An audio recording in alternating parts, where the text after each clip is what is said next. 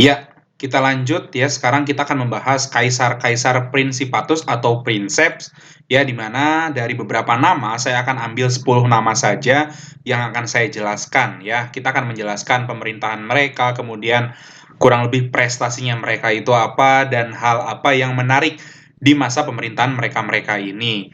Nah, singkat saja, kita langsung kepada kaisar yang pertama yang bernama asli Octavianus, atau saat dia menjadi kaisar, dia digelari sebagai Augustus. Nah, tapi ya, walaupun digelari sebagai Augustus, dia tidak mau disebut Augustus, dia lebih suka disebut sebagai seorang prinsep, ya. Nah, Augustus ini bisa kita bilang sebagai salah satu kaisar Romawi yang pernah memerintah dalam waktu yang sangat lama, mulai dari tahun 27 sebelum Masehi hingga tahun 14 Masehi. Octavianus sendiri, dia dinobatkan sebagai seorang kaisar Romawi di usia 18 tahun. Jadi masih sangat-sangat muda. Nah, sosok Octavianus sendiri kurang lebih seperti ini. Ya, nah inilah dia sosok dari Octavianus saat dia masih muda sebagai kaisar Romawi. Pada masa pemerintahan Octavianus atau Augustus, kita akan mengenal yang namanya Pax Romana. Nah, Pax Romana ini adalah sebuah konsep ya yang menjelaskan bahwa pada masa pemerintahan Augustus sampai masa pemerintahan Marcus Aurelius, ini adalah masa di mana Romawi itu mencapai yang namanya kejayaan atau mencapai yang namanya kedamaian. Karena nih, sebelum Octavianus memerintah di Romawi, kita sebelumnya sudah membahas bahwa Romawi itu mengalami yang namanya kekacauan, mengalami perang saudara antara satu konsul dengan konsul yang lain, antara pejabat satu dengan pejabat yang lain, antara jenderal perang yang satu dengan jenderal perang yang lain. Dan perang saudara di Romawi itu berlangsung dalam waktu puluhan tahun lamanya. Sampai pada masa pemerintahan Octavianus atau Augustus, Romawi mencapai yang namanya Pax Romana, di mana di kota Roma sendiri atau di Romawi itu sendiri sudah tidak ada lagi peperangan, ya kan? Kehidupan masyarakat relatif damai, relatif sejahtera sampai nanti Romawi mencapai masa keemasan seperti itu. Nah, selain masa Augustus ini dikenal sebagai Pax Romana, di masa Augustus dia menemukan atau dia membentuk sebuah lembaga atau sebuah organisasi baru yang dinamakan sebagai Praetorian Guard ya. Nah, jadi Praetorian Guard ini adalah sebuah pasukan yang memiliki tugas sebagai pengawal dari kaisar. Nah, jadi pada masa Augustus, dia meminta agar kaisar ini dikawal oleh pasukan yang dinamakan sebagai Praetorian Guard. Ya, mereka adalah pasukan pengawal kaisar. Nah, tapi di kemudian hari, Praetorian Guard ini memiliki wewenang. Ya, antara lain, ya, saat kaisar misalnya tidak bisa menjalankan tugasnya sebagai kaisar, maka yang akan menjadi kaisar itu adalah panglima dari Praetorian Guard. Maka bisa kita katakan bahwa panglima dari Praetorian Guard ini adalah orang terpenting kedua di Romawi pada saat itu. Nah, kemudian setelah Augustus memerintah sampai dengan 14 Masehi, dia akhirnya wafat dan digantikan oleh penerus-penerusnya.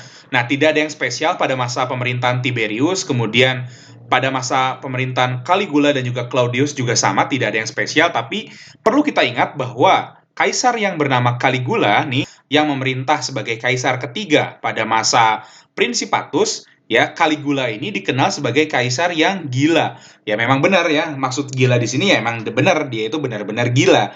Bagaimana tidak? Coba kalian bayangkan bahwa Caligula itu bahkan pernah memilih yang namanya konsul, ya, konsul Romawi. Konsul Romawi itu jabatan tertinggi dari pejabat publik Romawi pada saat itu dia pilih, tapi bukan manusia yang dipilih, tapi seekor kuda yang dipilih untuk menjadi seorang konsul Romawi. Ini luar biasa, gila kan? Bahkan ya pada zamannya Caligula ini, ya dia memang banyak melakukan penyimpangan. Baik penyimpangan secara moral, penyimpangan secara politik, maupun penyimpangan secara seksual, seperti itu. Nggak usah saya ceritakan, kan karena terlalu vulgar, ya lebih baik kita lanjutkan saja. Nah, kemudian pada masa Claudius, Claudius juga sama, tidak ada yang spesial. Hanya saja Claudius ini adalah seorang kaisar yang memiliki cacat fisik, tapi dia memiliki kemampuan yang cukup baik dalam hal pemerintahan. Kemudian selanjutnya kaisar yang kelima adalah Kaisar Nero. Nah, Kaisar Nero ini dikenal sebagai sosok kaisar yang paling kejam. Kaisar Nero, kita bisa mengenal dia dalam sosok lukisan Seperti ini ya, ini ada yang pernah melihat nggak lukisan ini? Nah, lukisan ini memang merupakan gambaran dari peristiwa yang pernah dilakukan oleh si Kaisar Nero. Nah, jadi perlu kita ketahui bahwa pada masa pemerintahan Kaisar Nero, dia memerintah Romawi ya biasa-biasa aja. Hanya saja Kaisar Nero ini adalah seseorang yang bercita-cita ingin menjadi seorang penampil atau ingin menjadi artis lah gitu. Jadi dia tuh nggak terobsesi untuk menjadi seorang kaisar yang baik gitu. Jadi ya flat-flat aja masa pemerintahannya. Cuma di akhir masa pemerintahannya dia membuat sebuah peristiwa yang sangat dia membuat sebuah peristiwa yang sangat memorable sekali di dalam sejarah, yaitu dia membakar seluruh kota Roma. Nah, kurang lebih ya itu diabadikan dalam lukisan ini. Dan perlu kalian tahu bahwa saat Nero membakar kota Roma, kotanya dia sendiri, itu katanya si Nero ini dia melihat atau dia memandangi kota Roma yang terbakar sambil memainkan sebuah alat musik ya yang ya ini mirip harpa ya. Kemudian selain main harpa, dia juga sambil nyanyi, sambil lihat kota yang terbakar. Luar biasa kan? Ini ya entah gangguan kejiwaan atau apa namanya ya. Nah, kemudian setelah Nero membakar Roma, dia juga kemudian menjadikan golongan Kristen yang tinggal di Roma pada saat itu sebagai kambing hitam dari peristiwa pembakaran Roma ini. Dia bilang kalau ternyata yang membakar itu adalah orang-orang Kristen. Makanya di akhir pemerintahannya, Nero juga terkenal dengan pembantaian ya kelompok Kristen yang tinggal di Roma pada saat itu. Ya memang posisi kelompok Kristen di Roma itu macam-macam. Setiap kaisar punya kebijakannya sendiri-sendiri. Ada yang tidak suka terhadap orang-orang Kristen ini, ada juga yang membiarkan, ada juga yang memaklumi ya, ada juga yang mempersilahkan, tapi ada juga yang bahkan sampai membantai seperti si Nero ini. Makanya untuk teman-teman Kristen, saya rasa nama Kaisar Nero sudah tidak asing lagi di telinga kalian karena pasti ini masuk ke dalam sejarah peradaban Kristen itu sendiri. Setelah masa Kaisar Nero, kita akan masuk kepada masa Kaisar Titus. Nah, Kaisar Titus ini adalah orang yang mengakhiri pembangunan dari bangunan monumental yang bersejarah di Roma. Apa itu kalau bukan Kolosium? Nih, bangunan yang saya buat ilustrasinya di bawah ini, itu dibangun atau diselesaikan pembangunannya oleh si Kaisar Titus. Nah, kemudian pada masa Kaisar Titus, dia juga dikenal dengan masa atau dikenal dengan peristiwa yang namanya Perang Judea Romawi, di mana pada saat itu Kekaisaran Romawi memerangi orang-orang Judea. Orang-orang Judea ini siapa? Orang-orang Judea adalah orang-orang yang tinggal atau orang-orang yang kita sebut atau kita kenal dengan nama kaum Yahudi, seperti itu. Bahkan pada masa Kaisar Titus, ya dia berhasil menghancurkan apa nih?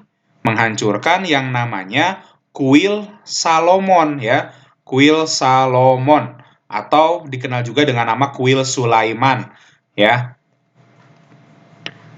Nah, hancuran dari Kuil Sulaiman ini atau Kuil Salomon ini sekarang itu yang kita kenal sebagai tembok ratapan di Israel sana. Nah, tembok ratapan itu dulunya sebuah kuil yang didirikan untuk mengenang Nabi Sulaiman ya, tapi dihancurkan oleh Kaisar Titus dari Romawi, seperti itu. Nah, kemudian setelah Titus kita masuk ke masa 5 kaisar baik atau 5 kaisar yang membawa Romawi ke dalam masa keemasannya. Nah, kaisar selanjutnya itu bernama Kaisar Trajan, di mana Kaisar Trajan ini adalah kaisar yang membawa Romawi ke dalam masa keemasan ya. Nah, ini orangnya nih yang membawa Romawi ke dalam masa keemasan. Pada masa Kaisar Trajan, kita bisa tahu kenapa kok dia dijuluki sebagai kaisar yang membawa Romawi ke dalam masa keemasan, karena pada masa Trajan, wilayah Romawi, ya kan, wilayah Romawi itu paling luas nih pada masa dia, atau dia bisa melakukan ekspansi militer yang paling luas ya di antara kaisar-kaisar yang lain. Nah, sosok Trajan sendiri kurang lebih seperti ini orangnya ya, dan pada masa Kaisar Trajan dia menguasai wilayah seluas ini. Nah, ini adalah wilayah Romawi pada akhir masa pemerintahan dari Kaisar Trajan, di mana kota Roma itu letaknya di sini nih. Nih, Roma letaknya di sini ya, saya kasih warna biru ya kan. Sedangkan dia berhasil menguasai wilayah di Laut Mediterania, bahkan sampai ke Britania atau Inggris, ya kan, kemudian sampai wilayah Asia nih, sampai ke wilayah daerah Arab di sini nih, daerah Arab, Libanon, ya kan, kemudian Mesopotamia, masuk ke Turki nih di sini ya kan, kemudian Afrika Utara juga dia kuasai. Nah, seperti inilah ya peta wilayah kekuasaan dari Romawi pada masa Trajan.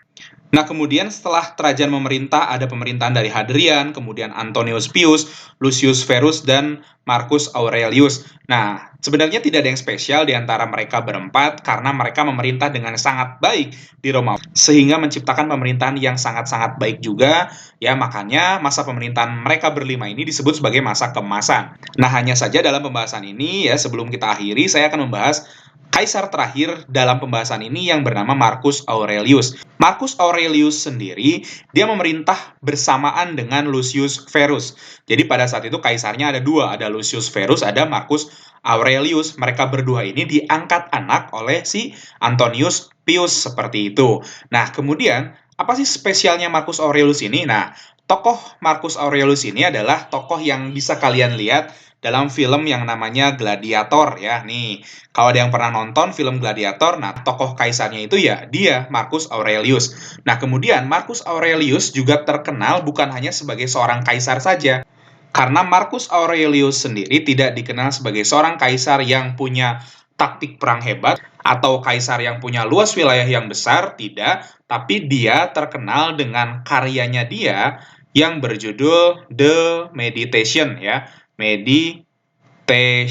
Nah, jadi dia ini adalah seorang filsuf juga. Bukan hanya seorang kaisar, tapi dia adalah seorang pemikir. Di mana pada saat itu dia menulis sebuah karya yang berjudul The Meditation. Dan kemudian kita tahu bahwa yang namanya Marcus Aurelius ini adalah seorang filsuf, ya, seorang ahli filsafat nih, penganut aliran Stoik, mana Stoik sendiri mengajarkan yang namanya ketenangan, kebajikan, ya kan, kemudian kalem, cool, dan lain sebagainya. Pokoknya Marcus Aurelius ini dengan dia belajar Stoik, maka dia menjadi seorang kaisar yang kalem gitu. Jadi kalem, bijaksana, kemudian tidak banyak marah, tidak banyak emosi, ya kan, tidak menghukum berlebihan dan lain sebagainya. Pokoknya Marcus Aurelius ini digambarkan sebagai sosok kaisar yang sangat-sangat ideal seperti itu ya. Nah, selanjutnya kita akan lanjutkan dengan pembahasan kaisar-kaisar pada masa Dominatus.